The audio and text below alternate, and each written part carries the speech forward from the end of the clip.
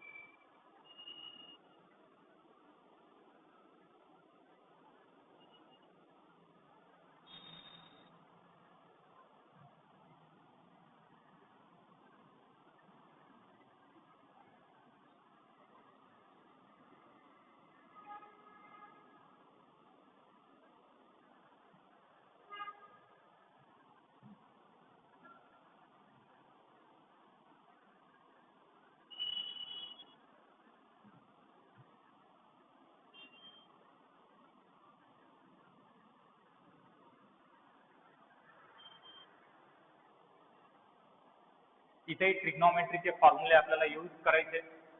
Late y equal to log of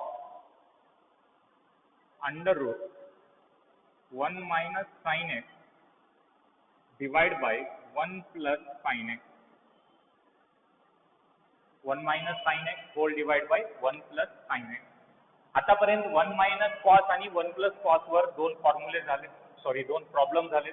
इथं आता 1 minus sign आणि 1 प्लस साइन आहे. 1 माइनस साइन के थीटा आणि 1 प्लस साइन के थीटा चे सुद्धा मी 11वी मध्ये फॉर्म्युले दिलोय तुम्हाला.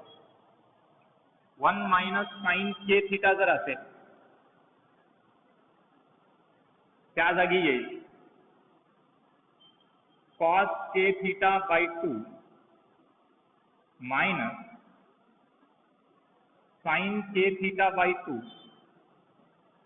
whole square. 1 minus sin k theta जर असेल cos k theta by 2 minus sin k theta by 2 whole square. आणि तेच जर 1 plus sin k theta जर असेल त्या जागी लिहू शकता आपण cos k theta by 2 plus sin k theta by 2 whole square. हे दोन फॉर्म्युलेज आहेत, पण काही विद्यार्थ्यांना हे फॉर्म्युले पाठ नसतात. हे दोन वरचे तर दोन पाठ राहतात प्रत्येकाला, हे दोन पाठ राहणार कारण जास्त यूज होईना. आणि जर एखाद्या विद्यार्थ्याला हे फॉर्म्युले जर पाठ नसतील तर इथं अजून एक पर्याय तुमच्याकडे आहे. 1 मायनस साइन आणि 1 प्लस साइन असेल आणि फॉर्म्युले हे पाठ नसतील तर तुम्ही रॅशनलायझेशन करून हे सॉल्व्ह करू शकता. रॅशनलायझेशन नाही जाऊ शकता, लक्षात असू द्या. पण आपल्याला फॉर्म्युले पाठ आहेत, हे यूज करू आपण. y इक्वल टू, लक्षात असू द्या अँगल मध्ये जे टर्म आहे त्याची हाफ व्हॅल्यू इथल्या अँगल्स मध्ये यायची. y equal to log of under root y equal to log of under root 1 minus sine K थीटाचा टर्म आहे, हे होईल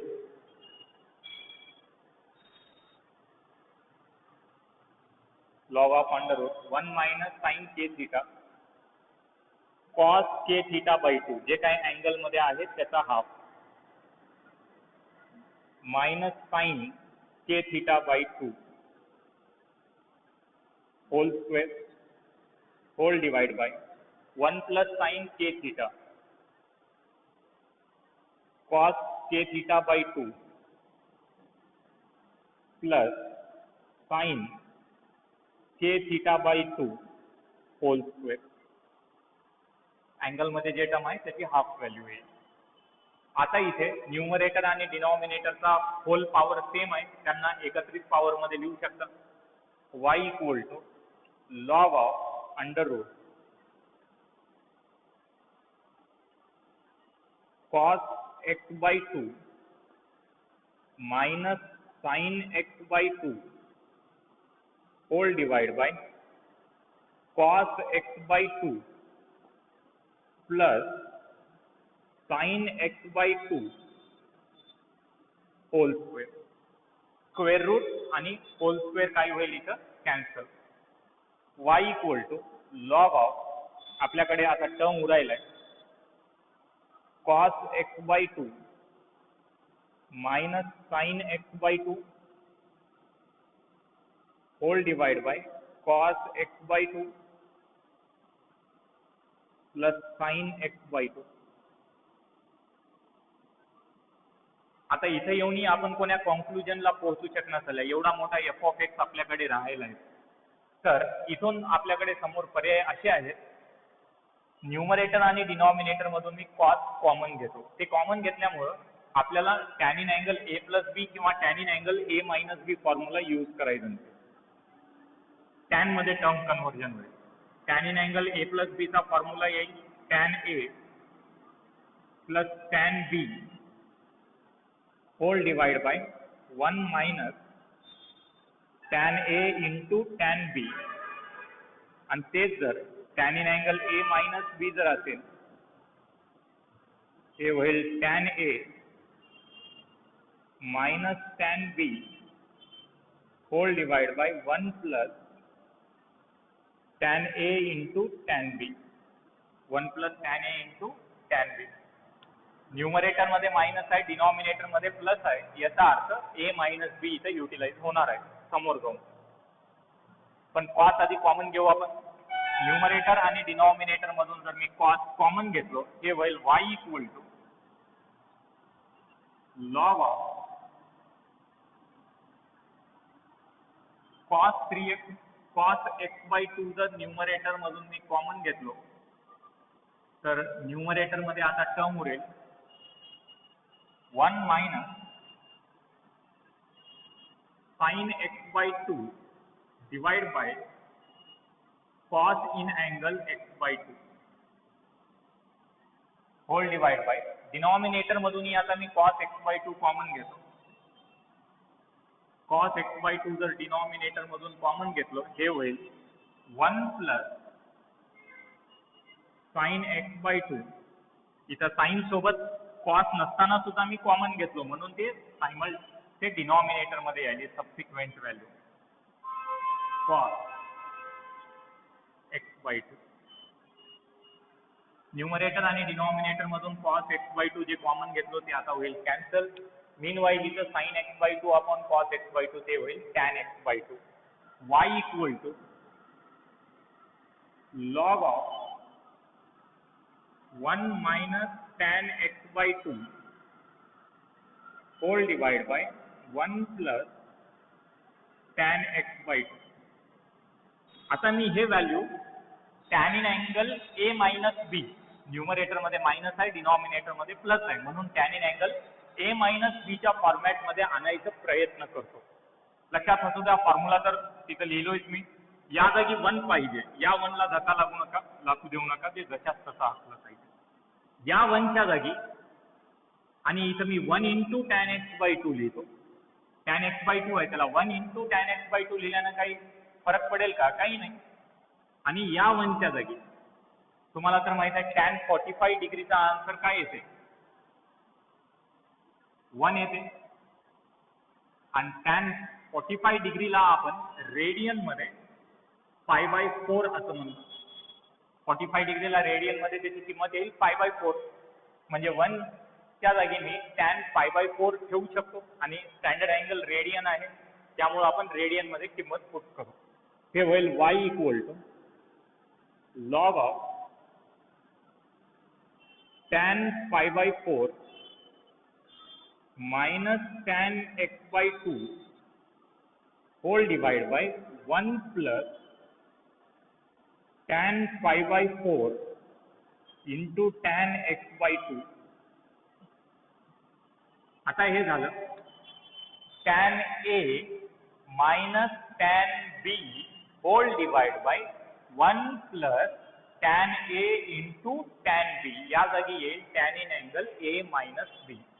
y equal to log of tan in angle a minus b π/4 minus x/2 tan in angle a minus b tan π/4 minus x/2. आता या टर्मला आपण जेवढं होईल तेवढं रेड्यूस केल्या. आता याचं डिफरन्शिएशन सॉल्व्ह करू. आतापर्यंत डिफरन्शिएशन केलंच नाही, जनरल टर्मला रेड्यूस केल्या आपण. Differentiate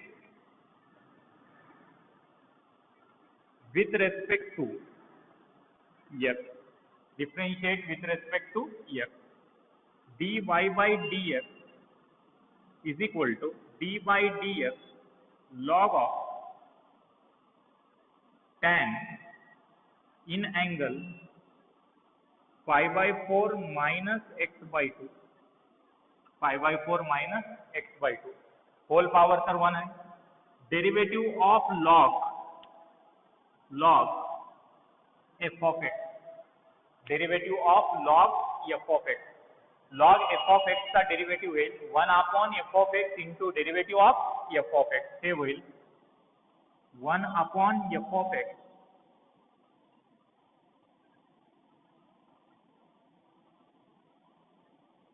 into derivative of f of x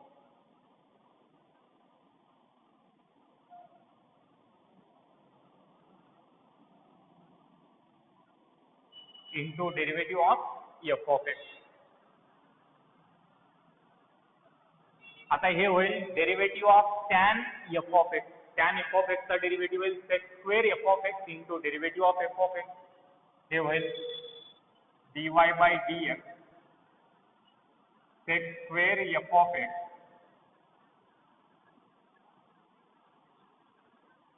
into derivative of f of x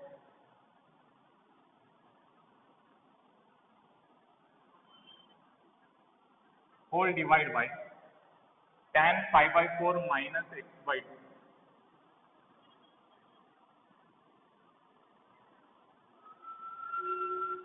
हे होईल dy by dx